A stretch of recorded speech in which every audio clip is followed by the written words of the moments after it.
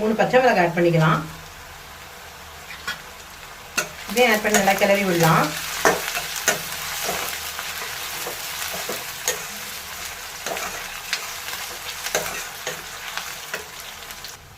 இப்போ வெங்காயம் வதங்கிட்டு இருக்க டைம்ல 4 பெரிய தக்காளி எடுத்துருக்கேன். அதை அரைச்சிட்டு வந்துடலாம் நைஸா. இப்போ நல்லா வெங்காயம் வதங்கிடுச்சு. இப்போ 1.5 டீஸ்பூன் இஞ்சி பூண்டு பேஸ்ட் ஆட் பண்ணிக்கலாம். இஞ்சி பூண்டு வாசனை போகிற வரைக்கும் நல்லா வதக்கி விடுங்க.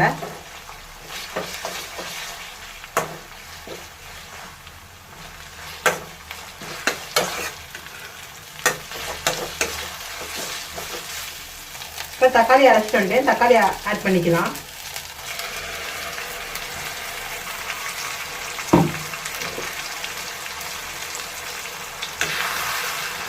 நல்லா ஒன்று சேர்ந்து வதங்கட்டும்.